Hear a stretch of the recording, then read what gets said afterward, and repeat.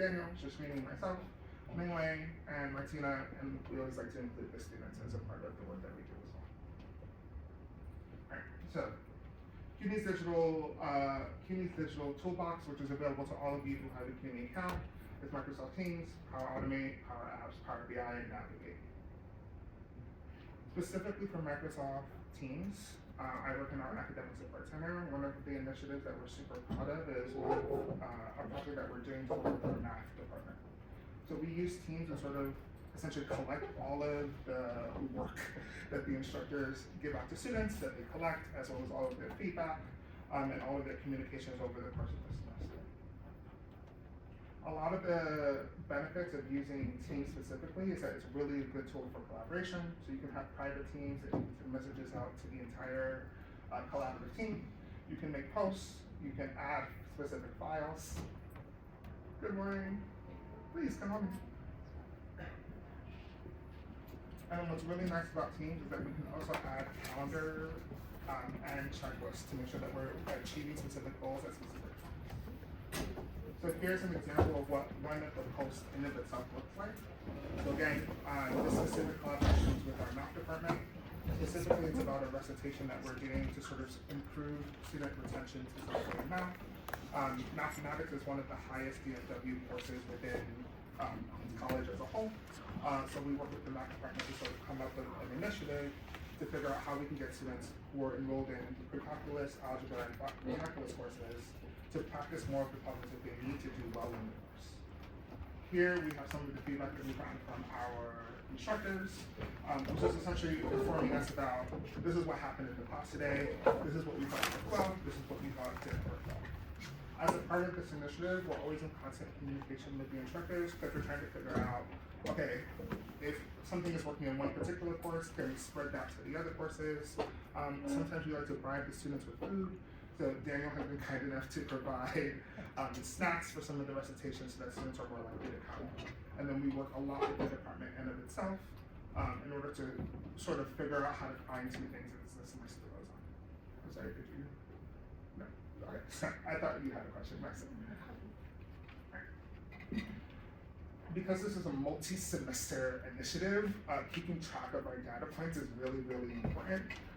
So we store all of our information, all of our reports, and all of the materials that we've developed all in separate folders so that everyone in the team can access it.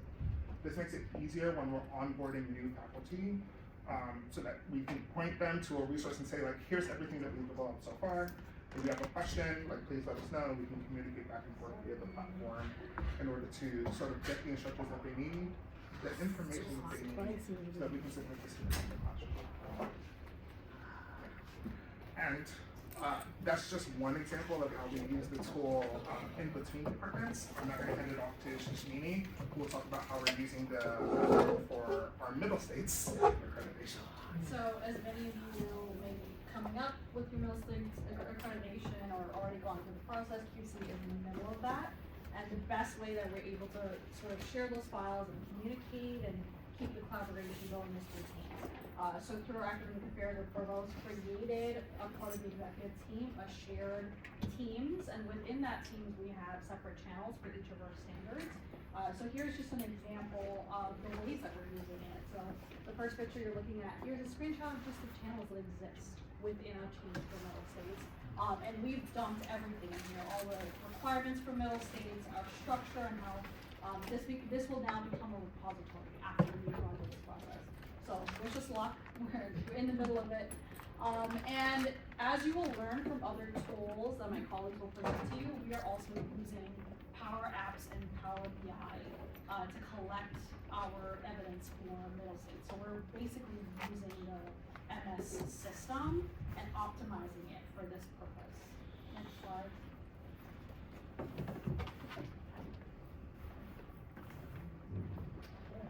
So let's dive a little bit into Power Automate.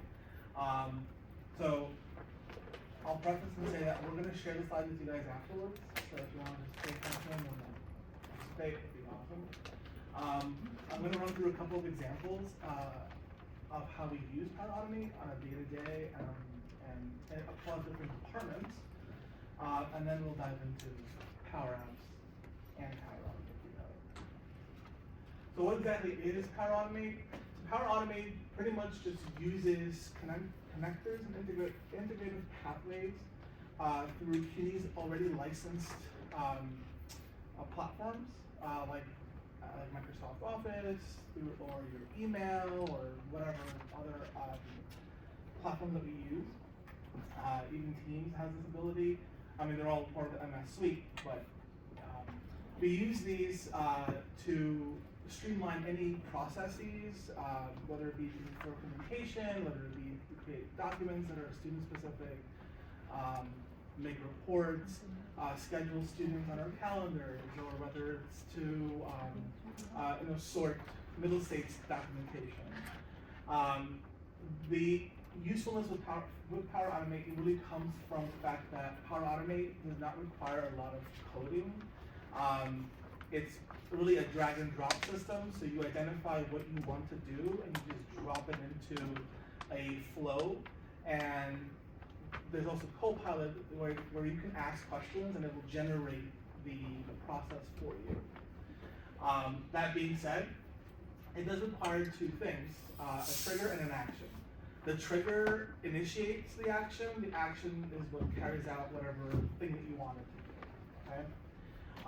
But like I said here in the slide, the key to learning how to use Power Automate really is identifying what your goal is, right? Because once you can, in layman's terms, write out what you want to do, what you want to achieve, you can then figure out exactly what the next steps are. And so here's this example that I have here for you.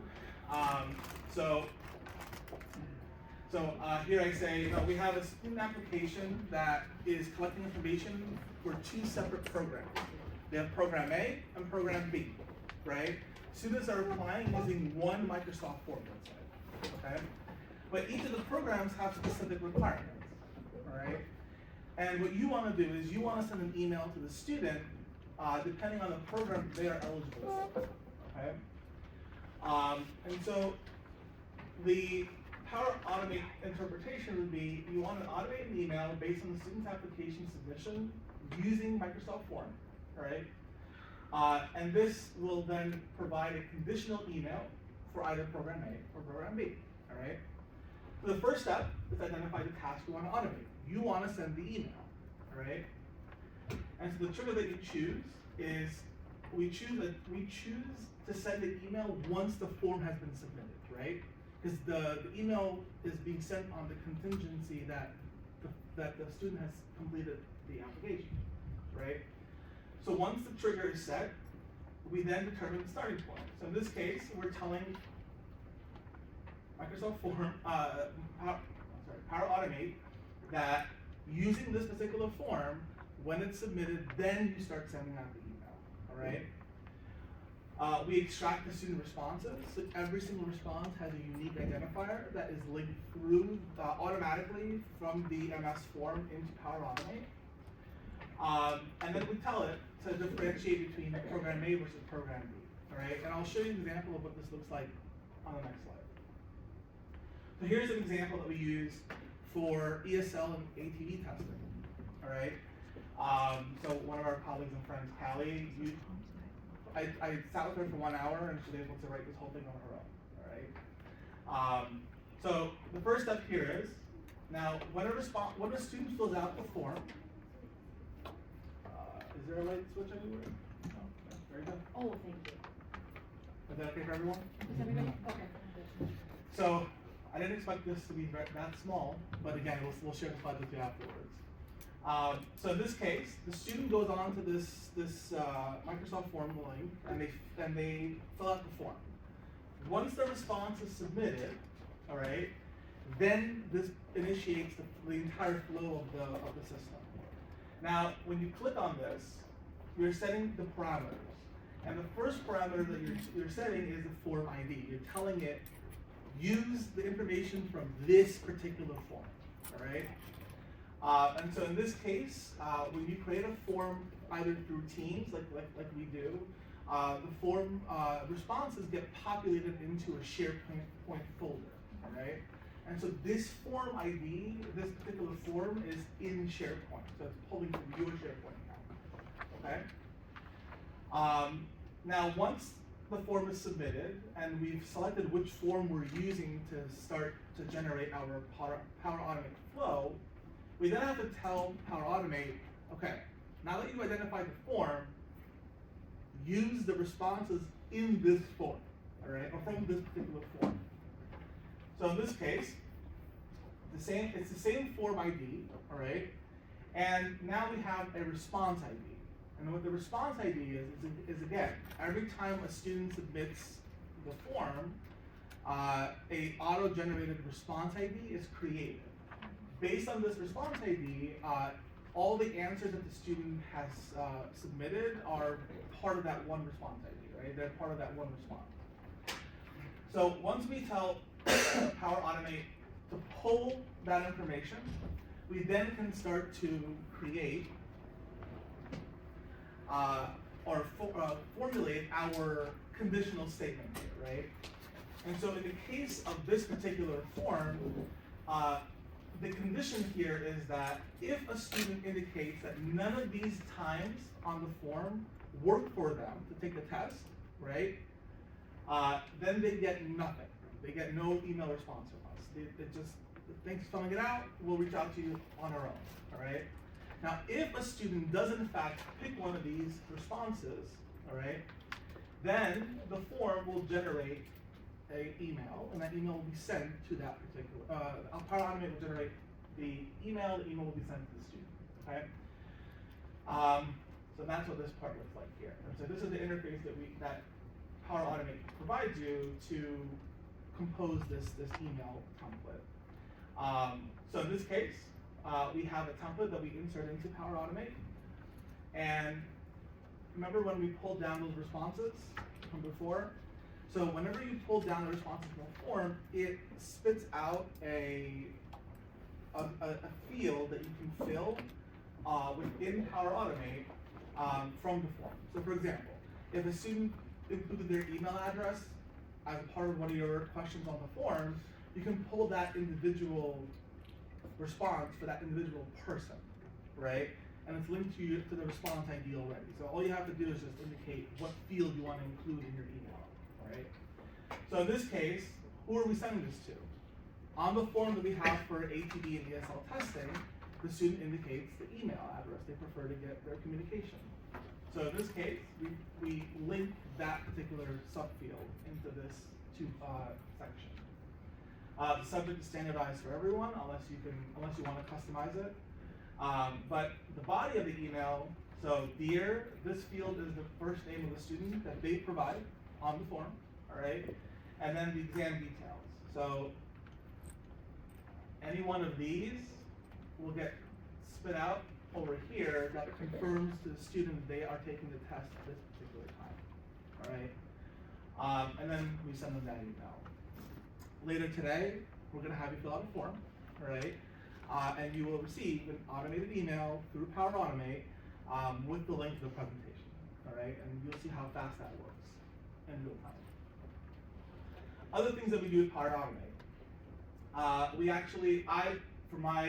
oversee a grant between LaGuardia and Queens College. And so we were able to design a Power Automate flow that converts a form response, in this case it's a mini report, into a PDF report that I can then upload into Navigate for every single student.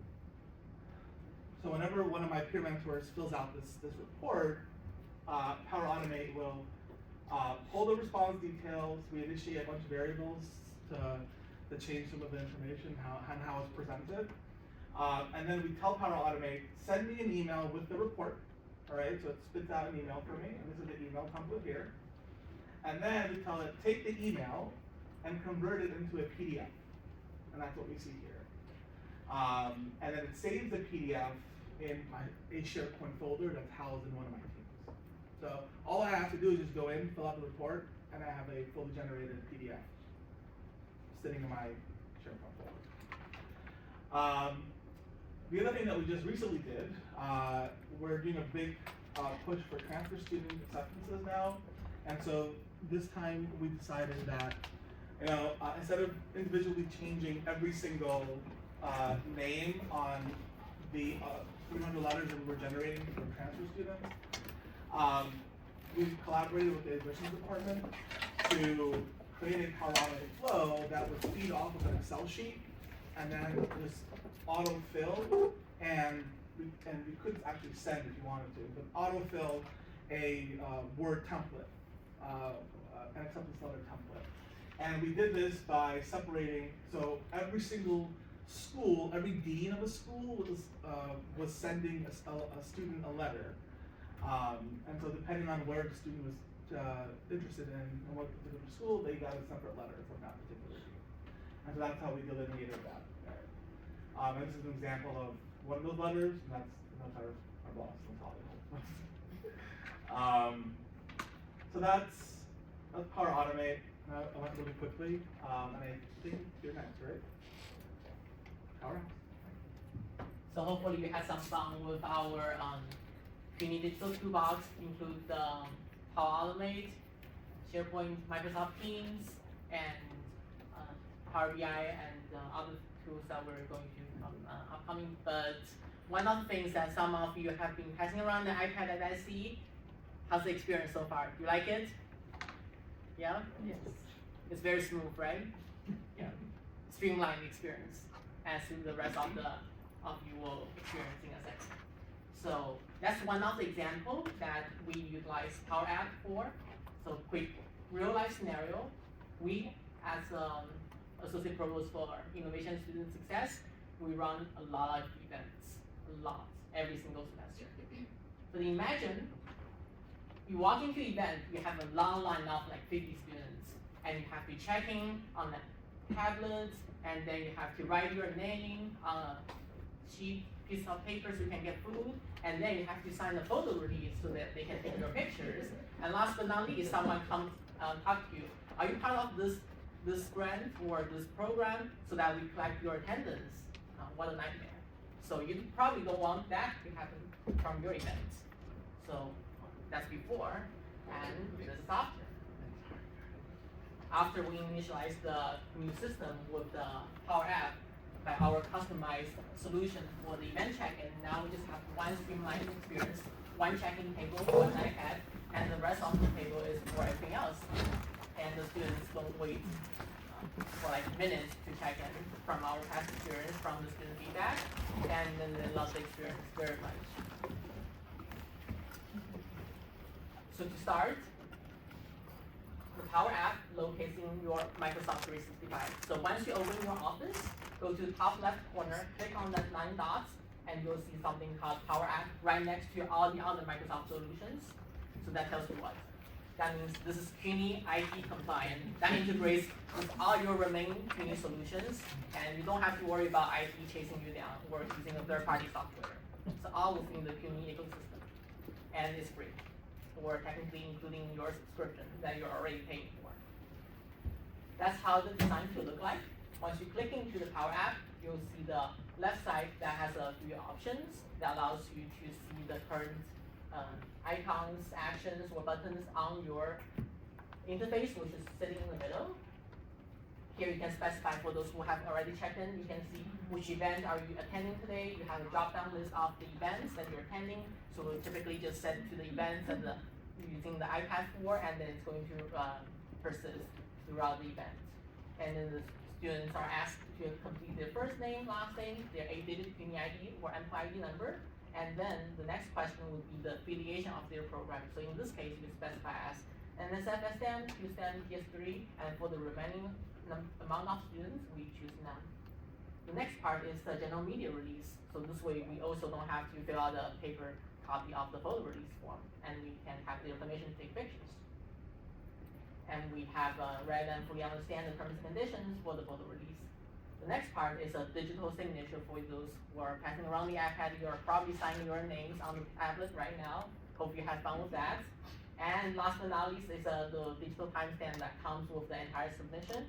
And then at the end, you click on the submit event check-in and you complete the process. Takes, on average, less than 30 seconds compared to the previous steps that consist of multiple paper, digital devices, and then someone asking you if you're part of the program, students got frustrated, we got frustrated, no one's happy. Now with this solution, everyone's happy, and then our boss is happy as well. That's how the backend looks like. So someone might be asking, I'm not good at programming, but I'm an administrator, so how am I supposed to utilize the ending result? Well, guess what? The backend is just an Excel spreadsheet. So if you know how to use Excel, you can use the solution. Comes with timestamp, first name, last name, CUNY ID, the event that you're attending. We have the permission for the photo release, and we have a digital copy of their signature. The right side is their grant program affiliation, so we can see what part of their grant or program they're part of. So you probably noticed that we have which event are you attending today? Someone might be asking, well, did you hard code this? So I need a experienced programmer or someone that's really tech savvy to change this every time I run a new event. Well, you'll be surprised. If you know how to use Excel, you can change that as well. Insert a new row, add your date time, your location, and your event name, and then once you restart your application, your new event venue information will appear right here. So it's all automatic, and once you set up one time, you can hand the solution to anyone that knows how to Excel and has an iPad to run the solution. So again, this is all automated workflow. Comes with front end of Power App. Send the data to Power Automate, as Dan explained earlier, and then the data stores in Excel sheet. So there's no like database, no like coding, typing like Python, none of that. And just to add to what Ming is saying, this is what we're actually using to collect our evidence for middle states. Our IT department has basically used the system to create a way for the evidence to come in based on the nomenclature for the files. It puts it into folders. So you don't have someone on the back end manually separating things. We basically break in the system now or make it work for us. The faculty will submit a Power App that we developed, and then Power Automate sorts, and then we keep a spreadsheet of all the different documentation and where it went to the site. Can I ask a question? So for the Power App that goes to the Excel, can the Excel file be read by multiple people at the same time in real time? Yeah. So we can use this as a check-in Yes. rather than paper and pen? That works. And then we can use it, all that. That Awesome. works Thank just you. like a regular SharePoint Excel file that can be read by multiple people. Okay. The one thing to add to that is the signatures, at least so far for our app, for those of you who are working with grant funds, they count towards paying for things. So for all the signatures that we have to get to paper through, now we have them, we can just send it. The language was they need a wet signature, they didn't specify whether it has to be on a paper or digital. And we've also gotten approval from our procurement department for tax levy funds, so this suffices. We don't need to have a wet signature anymore, they accept this signage. I have a lot of questions. So with the Power Automate, when you're sending out emails, can you designate what email it's sent from, or is it sent from the Yes. person that's owning the? So if you have a non-dummy account, so like we have a strawman account, it doesn't send from strawman accounts. It only sends from accounts that are connected to Power Automate. So if your IT department can give you a fully licensed, strawman, right, that has access to all the other Microsoft Office tools, then yes, you can definitely do that. Queens College, they were able to do it for you, and then they could do it for me. Awesome. So I can add on to that. I use it for my department, which has a strawman, and I can tell the Power Automate to tell whoever's receiving the email that it's coming from the strawman instead of mine. Okay, awesome. This might become later, so, could this be used for an approval process? So that it sends it off to the next person, but you use Power with Power Automate? Yes, so I use it, I work in an academic support center, I have a staff of 60. So I use it for my students' time off requests. So they fill out a form, it comes to me, I click approve, it goes back to them saying your time off request has been approved. So this way I'm not doing a whole bunch of back and forth about, oh, this date was wrong, this time was wrong, et cetera, et cetera. And then I use it the same way where I approve their timesheet every single, yeah. And could you have an approval that's outside the ecosystem, like if you needed a faculty approval for something? As long as they have a affiliated email Sure. address, Can you log in? can you log in, you're Oh, totally fine. great. Alright, Just to summarize what everyone said, one app, multiple goals. Now you have one single unified. For Power Automate, can you use a check-off in Excel? So when we have students going through processes, we normally run the list and we do it through Navigate normally. Would we be able to do a check-off, and if it has a check-off for this section, yes. automate, Yeah. and then when they get to the next part, check-off? Yeah. So like what everyone said, one app, multiple solutions, so now you have one single device hanging around the room or passing to the student attendees, and then you get everything done at the same time. So you get the attendance collection, that's good for further data analysis. You have their timestamp, the name, their CUNY ID, so you can cross-reference with your existing data or your CUNY first data or Navigate. You also have attendance collection, like what Sashmini and Dan mentioned and Alan. It's good for accounts payable, so you can use that to do reimbursement or whatever you want. It's good for photo release, you don't have to hand out the physical copy, ask everyone to sign their name again. Once they click that check mark, it's good to go. So no more paper media release forms. You have their permission to take their pictures. And last but not least, it's also good for grant-funded program affiliation collection. So now we know which part of the program the student is affiliated with. So that's great for enhancing our team collaboration. So that's our next set of toolbox is the Power Guide.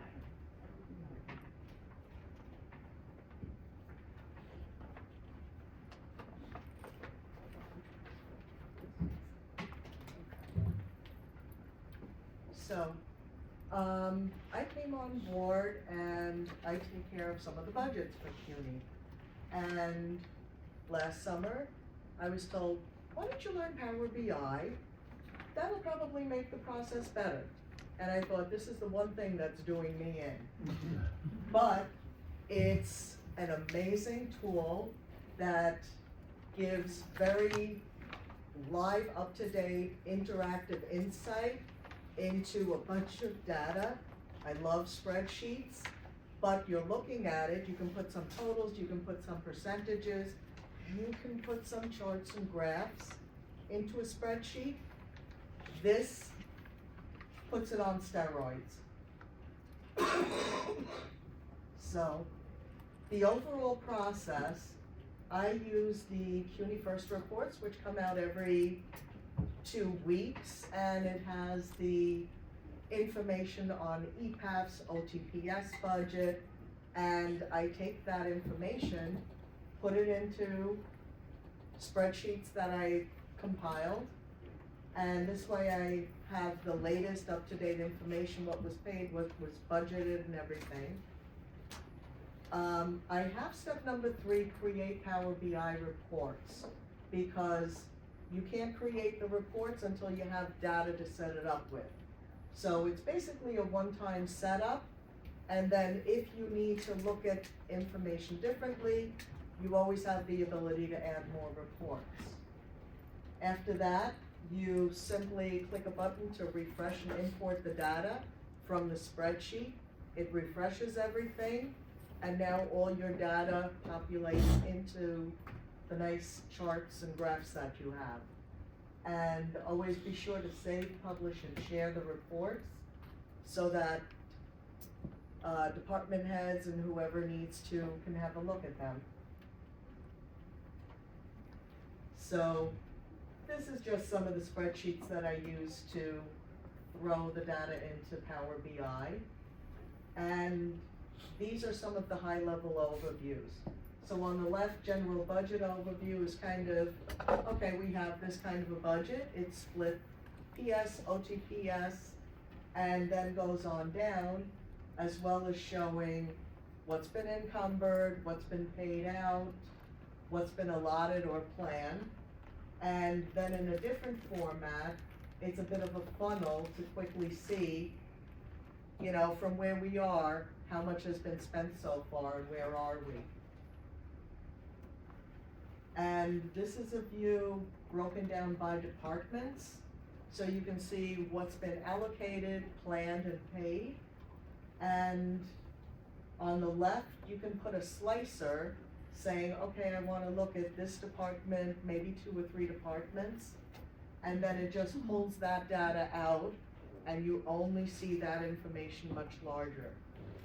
So you're able to drill down, which is actually a different version here, where, okay, I'm looking at the different budget amounts that are available, but each of those is a person behind that.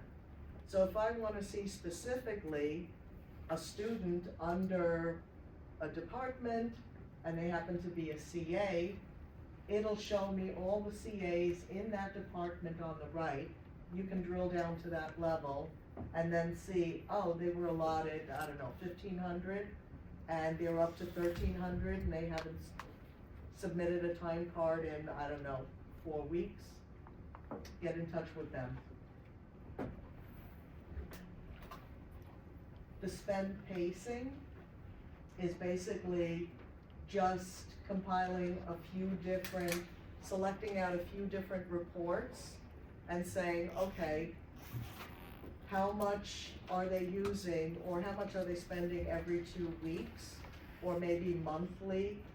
You know, as the year goes on, you can take a few of them out, but just to see that, yes, we're getting to our budget spend by the end of the fiscal year, and we're not scrambling with 30% budget left at the end.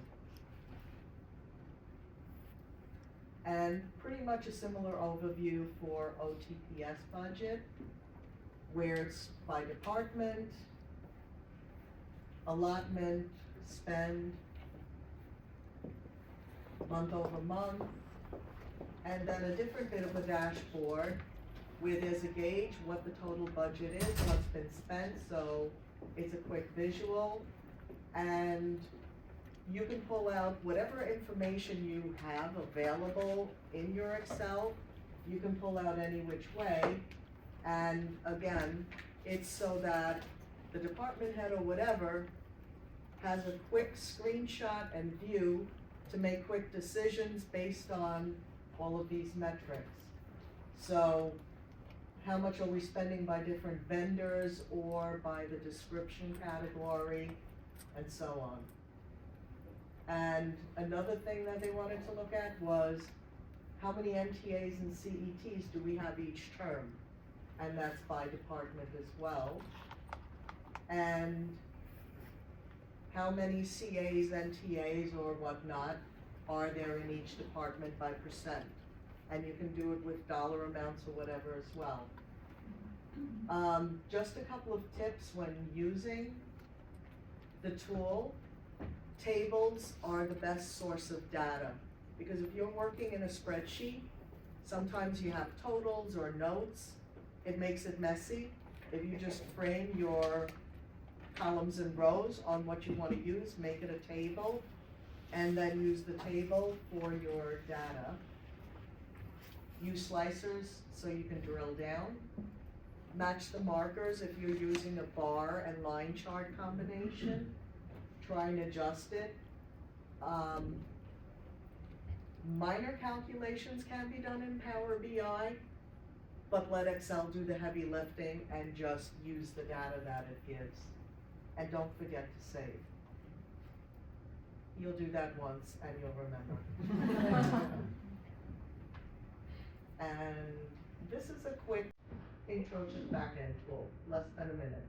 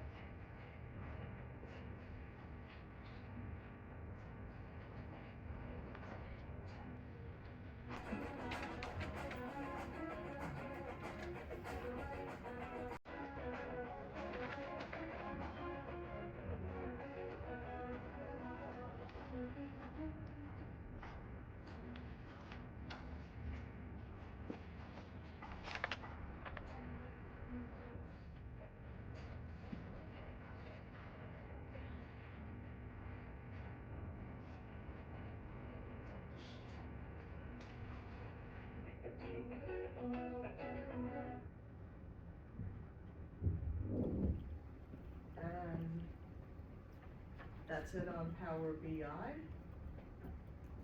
So, next up is Sajmi Madhav with EAB Navigate. So I just Thank wanted you. to wrap up from what Martina did. As you can notice, with the Innovation Student Success team, we get a problem, we find a solution. So what you looked at right now was a top level overview of building those dashboards. You have the data. One of the issues that we found with our coordinated undergraduate education budget, which is a Q budget, many campuses get an allocation from that budget, was that we're allocating it to different departments within the campus, many of which are not within our division, but it's not being spent the way it's supposed to. So by having Martina come in, we were able to sort of drill down and look at the areas that spending wasn't happening correctly.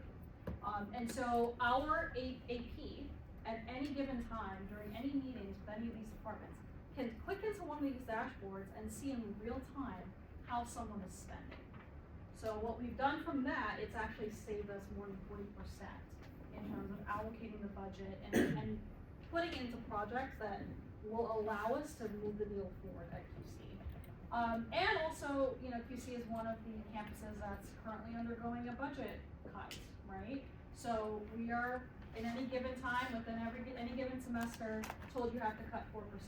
We're able to do that, we're able to project and plan for that ahead of time. Did you have a question? Yeah, question. How long did it take you to become proficient in Power BI? Because it's an amazing tool, but I'm just wondering, in terms of just time spent learning it. I would say I spent at least 3 days doing LinkedIn learning videos, YouTube, whatever I could find. And I would say it took about a month of pulling stuff in, putting it together. And then this year, those screenshots were from last year. So this year, I was like, okay, now I got this thing, and things are cleaner, more streamlined. I've added a couple of other things. So once you get the hang of it, it's not bad at all. I'll jump in there and say, even with like Power Automate, right? And we know most of the back end things, and we know how to configure all the different triggers and actions. But Meg and I spent how long? A few hours trying to figure out one small step in the Power Automate, because there's something specific that needed to be done before something else could happen. And so all the Power tools, all the Power BI apps and Automate, all of them require trial and error. So you have to be able to sit down and kind of expect that you're gonna fail the first time, and then keep building on that. And to add that, then, does your IT department support you, or is it just your own kind of learning? It's starting to. So one of the first sort of indications of the fact that they're going to use these tools is the development of using Power Apps for middle states. They were looking for a tool to do exactly what Provost needed. And we as a team knew that that's where they were going to head, because the tool can do that. So it's a slow sort of buying process. I will say also, we have a pretty awesome team of just techies in the terms of if there's a new tool, someone will dive in and then we cross-train, right? And so if you come into any of our offices, and so Dan's working on a Power Automate, you'll see 4 people just around his computer. Why is this not doing the thing it's supposed to? So if we run into an issue, it's sort of who's the expert on our team and creating all those experts, right? So I don't know how to. And Meg is a coder. Meg is our CS alum. So anything that's just like a back end code, we go to him, and then we have a couple other people. So I don't know how to use Power Automate proficiently. I'll be honest about that. But I'm learning it from our team. So the cross training is important. And just like everyone else mentioned, it takes hours of documentation, reading, trial and error, but at the end of the day, it's really worth it when you see the automation going. It's really awesome. The sign-in process, which you all are participating in, that saved us so much time. Okay, so we're gonna wrap up all of the tools we presented. Can I just ask a question, because you just mentioned it, because I had the opportunity to do it. You said we're gonna get an email, but it didn't ask for an email, so how does it get it? So you will get an email once you fill out the feedback form. feedback form. At the Oh, got it. That's Yeah, where they're gonna ask. yeah, I thought there was some way of magically in my email. No, it's all strategic. It's all strategic to make you go through the process so you can experience it. But let's say hypothetically, Okay, you user put in your employee ID number, Mm. when we have this back-end spreadsheet, Yeah. it can match your employee ID number to an email, Yeah. and then send you that email. Yeah. So- Because students are also frustrated with having to put in their email, EMPL every single time. So if we ask for one identifier, we can pull that information from Navigate. We can even send them a message through Navigate saying, hey, there's an event today. We didn't see you here. What's happening? Yes. One more question about the Power App. Can you use two iPads working Yes. simultaneously to go on? You can use this. And yes, and also before the event that we just had yesterday with Queen's College President, we had 6 iPads simultaneously. And it speeds up the process. You know I'm gonna come bug you. Absolutely. So wrapping this up, EAB Navigate, many campuses have already been onboarded to this tool. Our community colleges are now coming onto the tool. It's really powerful. So because we're in the middle of middle states, but as a student success team, we want to make sure that our students are succeeding. We're using it as a retention tool, but also an intervention tool. So one of the things that we wanted to do was increase the way that we do assessments and tracking of student interventions. So we have all these wonderful ways of student checking in. Students that go to the tutoring center, they check in. We want to look at the number of times they're seeing a tutor, and we want to sort of see the correlation to whether there's a grade improvement. So any event information, any interventions with the tutoring center, writing center, any of our students' offices, we want to get the information and data into Navigate, because Navigate has a back-end data center that builds the dashboards for you, and it actually has a predictive analytics tool that you can configure. So from all of this, so the main ways that we're using Navigate right now, and I think like some of the campuses that started with Navigate at the beginning, you're at a sort of cross point where you're having to relaunch the system. So we're redeveloping and looking at ways the system can work for student success. The 3 ways that we use the system is by tagging. And so I'm not gonna go into much detail to what that is, but if you want more information, there's so much training through the EAB team, and they have a resource center that you can use. We use tags primarily to add program participation to students' records, so they're a part of a grant or they're receiving a scholarship, or they've gotten selected for a really big fellowship. We want the advisors, we want the administrators using the system to be able to see that on their record. We also use it for scholarships and accomplishments. One of the main uses is for communication. So you can send an email or text message through the system to all of the students registered in the system. As long as they have access to their CUNY accounts, they have access to Navigate. Recently, the email feature allows you to do merge tags, so you can send customized emails to thousands of students within one click. And then we came across a problem, I'll show you in another slide, about uploading the information. So some of our offices, Navigate didn't do what they wanted the Navigate to do, so they were using other tools to do that. So an example of that is our writing center decided to use WC Online because of the ability for students to make an appointment. Navigate has that functionality, but we need to see how many students are actually going to the center, right? In terms of funding, giving you a budget, what's your outcomes from the interventions that you're doing? So we started with this intervention upload. We basically sort of twist the system in our direction. We've used the features and created a way to track what's going on. And together, that allows us to do better reporting and tracking. So as an example, here is a communications receipt. So when you send a communication through Navigate, you can send, let's say for example, if I send the communication, I want our boss to know that it was sent to 11,000 students. So this is a send receipt. So I can add his or her email there's a field for that, and you will get an email receipt telling you that the task was complete or the email was sent. So this is kind of what it looks like. And I mentioned the merge tag, you can see the recipient name. On the back end, here's a really cool dashboard. So for us, just for this semester, we're a little down with communication. During the pandemic, we were like 11 million text messages sent, but this just gives you a really nice, clean view of the total text messages sent up until this point in the semester, the number of emails sent, and then there are more dashboards that show you intervention, number of students that open the messages, and if there was an action taken. So earlier this semester, our student success team came to us with a problem, and the problem was, how do we upload our data to Navigate? We're using other systems, we're using spreadsheets, how do we get the data into Navigate? So we wanted a better method to do that. One of the reasons that some of these departments are not using the system is because it takes us forever to get our peers and tutors access to Navigate, and that's actually gonna change. So our solution was, let's take service locations in Navigate and turn them into a way that you can upload multiple different spreadsheets. So for each unit, as an example, and what you're looking at here is what the app admin side looks like. So not everyone will have access to the back end of Navigate, but for your app administrators, what you see in one is kind of what the page looks like. So we basically took what is known as, under appointments summary, a location tag, and we've configured for each of our programs. So they can now, let's say for example, the tutoring center, at the end of this week, can take their spreadsheet of every single student that they've seen, as long as they have the MPITs, and then they can upload that spreadsheet into the system and tell the Navigate what was the appointment reason.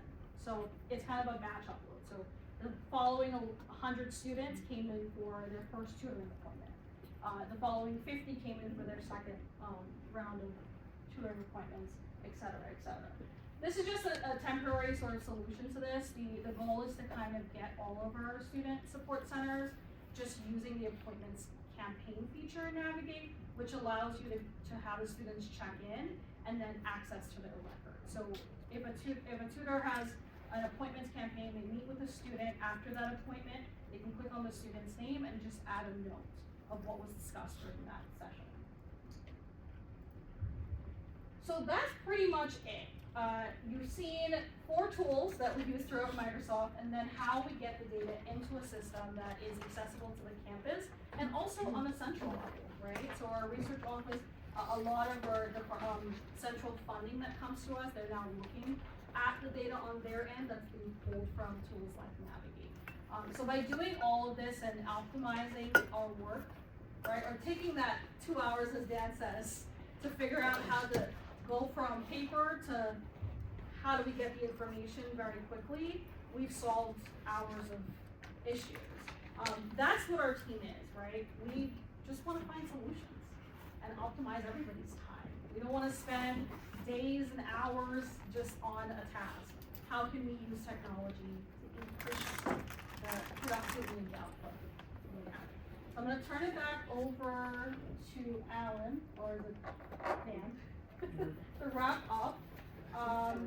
Does anybody have any questions for us? With Navigate, with the back upload, is that an ad hoc appointment summary or something separate? It's an ad hoc appointment summary. Is there a limit to how many students you can upload in an ad hoc? It doesn't cut off at like, okay.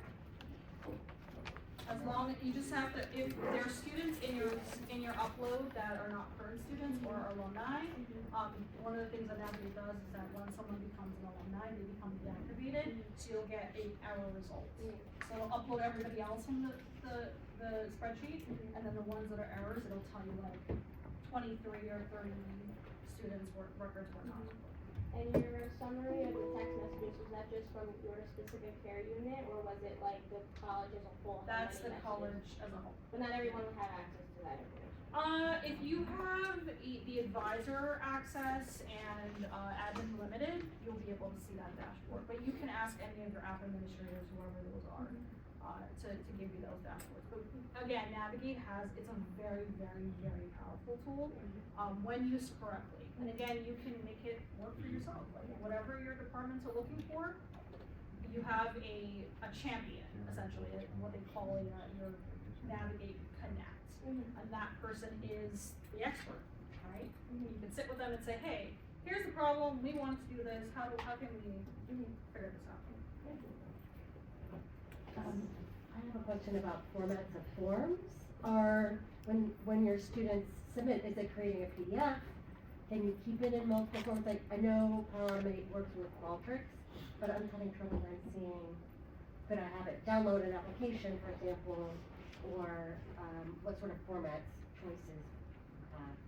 Generally, I've only used it for Excel. I've used Word documents work. So it will, so you can, HTML?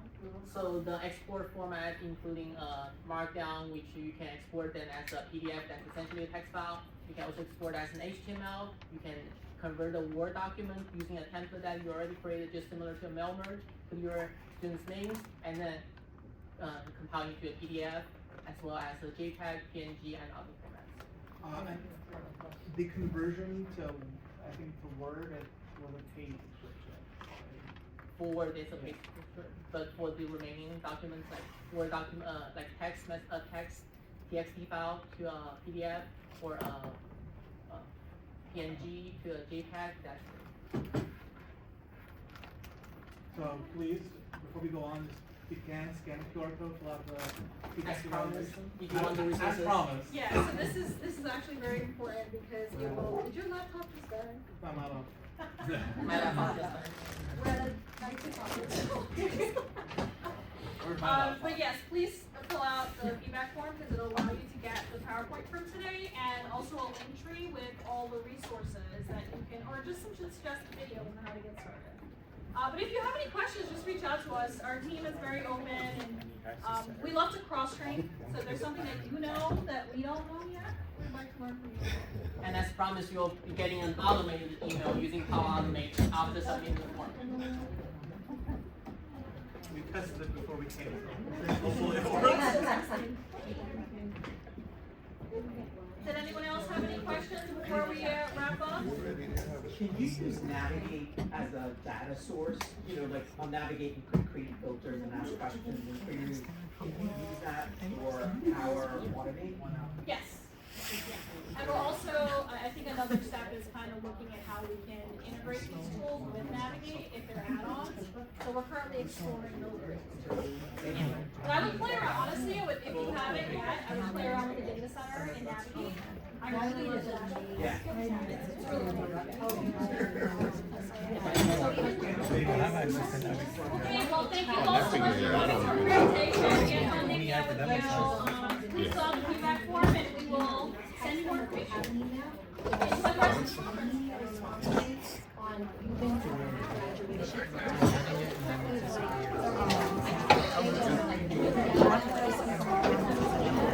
I can send you this. Okay, thank you.